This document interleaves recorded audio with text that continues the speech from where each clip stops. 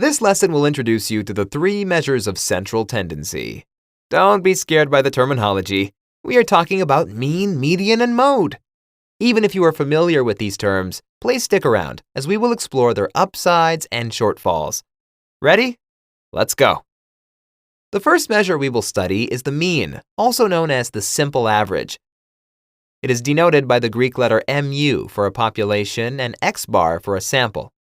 These notions will come in handy in the next section. We can find the mean of a data set by adding up all of its components and then dividing them by their number. The mean is the most common measure of central tendency, but it has a huge downside.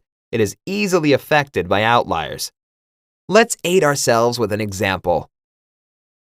These are the prices of pizza at 11 different locations in New York City and 10 different locations in LA. Let's calculate the means of the two data sets using the formula. For the mean in NYC, we get $11, whereas for LA, just 5.5. On average, pizza in New York can't be twice as expensive as in LA, right? Correct.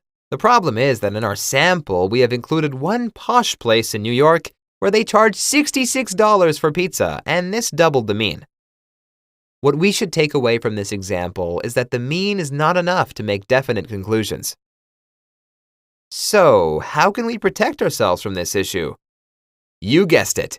We can calculate the second measure, the median. The median is basically the middle number in an ordered data set. Let's see how it works for our example. In order to calculate the median, we have to order our data in ascending order. The median of the dataset is the number at position n plus 1 divided by 2 in the ordered list, where n is the number of observations. Therefore, the median for NYC is at the 6th position, or $6.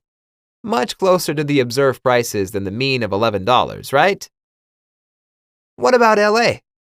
We have just 10 observations in LA. According to our formula, the median is at position 5.5.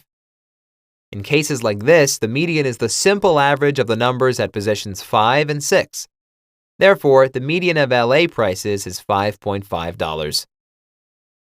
Okay, we have seen that the median is not affected by extreme prices, which is good when we have posh New York restaurants in a street pizza sample, but we still don't get the full picture. We must introduce another measure, the mode. The mode is the value that occurs most often. It can be used for both numerical and categorical data, but we will stick to our numerical example. After counting the frequencies of each value, we find that the mode of New York pizza prices is $3. Now, that's interesting. The most common price of pizza in NYC is just $3, but the mean and median led us to believe it was much more expensive. Okay, let's do the same and find the mode of LA pizza prices. Each price appears only once. How do we find the mode then? Well, we say that there is no mode.